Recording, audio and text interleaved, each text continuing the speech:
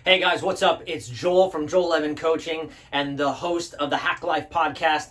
This week, I want to bring you the 4 pillars of health. These are 4 big main ideas that if you're new to health, this is going to help get you on your health journey and set you in the right direction. And if you've already been doing this for a long time, this is a great reminder. Like these 4 ideas, if you do this is going to build the foundation for where you need to get in your next health goal or your next health journey. Okay? This is very simple. I got them from the book Deep Nutrition. This is Dr. Catharine Shanahans' book. It's an old one and it's a good one.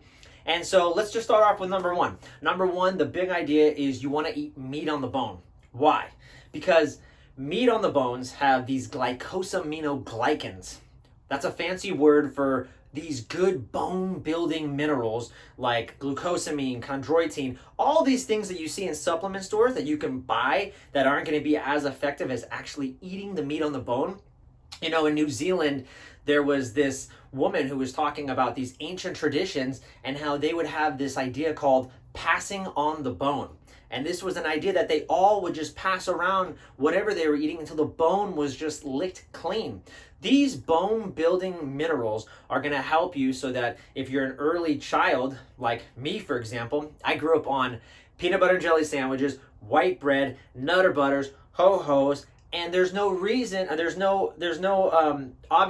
obvious that there's no surprise that I had an abnormal bone growth in my leg and had to have it chiseled off when I was about 10 years old.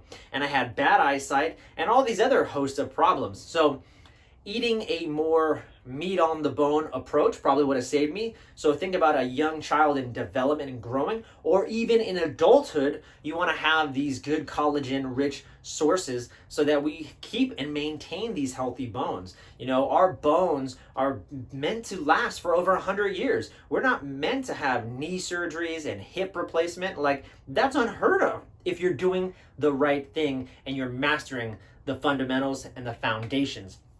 All right. Idea number 2, the pillar of health number 2, is you want to consume organ meats. Organ meats are rich in vitamins, especially brain building vitamins, those fat soluble vitamins that we can't always get from, just our regular supplements. And you need the fat to help absorb them. It's absolutely critical and crucial, and you can't get this in some kind of pill. So we want to be consuming organ meats. You can do that and build them in stews, right? Like using a slow cooker to help get a lot of those meats. All these things have been shown, women having miscarriages, it can all be associated to lack of vitamins. So getting these good brain building nutrients is going to be critical just for any child development, but us getting into our old age. The big 3 idea is you want to consume fermented foods and sprouted foods. Fermented foods, just think about it. We know that probiotics are great for us. They help with allergies and things like asthma, and just autoimmune disease are out of control right now because people have leaky guts, and that's like the genesis of the autoimmune condition, right? We now know that 80% of our immunity is occurring from what's within our gut. So if we feed and we plant a nice soil for our gut using fermented foods and probiotics and sauerkraut and kimchi, we're going to lay down, again, the great foundation. Now, also, why would you sprout? Sprouting removes a lot of those hard shells and like phytates that steal away minerals when we consume them.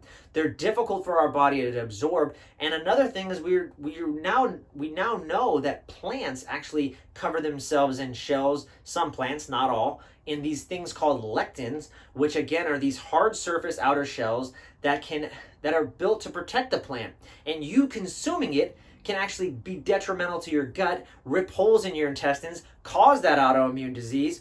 So we want to bring back these ancient traditions of fermenting foods, like your sourdough bread, right? Sourdough bread can be healthy for many of us because of that slow fermentation process versus a lot of these white manufactured breads or wheat breads that we see in stores. So coming back to these ancient traditions of fermented foods, sprouting our foods is extremely healthy. And the last big idea is we want to consume fresh foods. Why fresh foods? Because fresh foods are just higher in antioxidants, right? Oxygen spoils our foods. and they're just not as raw, not as fresh, and we're not getting all those living organisms and nutrients that we should be absorbing when they're fresh. You can't get this in a capsule. It's going to get heated, it's going to get dried, it's going to get processed, and by the time you start ingesting some kind of capsule, you're not going to get it. That's why if you look at nutrition labels, why do you see like the amount in the RDA or what the amount of vitamin B12 or whatever they're giving you, it's like 1,000%, 500%, because they know most of what you consume you're not going to absorb. So no knock on multivitamins. I'm still a proponent of them, but having said that, if you can get fresh foods, that's a way better choice. So these are the 4 big ideas. In my podcast this week, I explain in more detail what I'm talking about, but I wanted to give you guys just a quick snapshot in less than a couple minutes of what you can expect and what are some big key ideas that we need to garner around to help move our health in the right direction.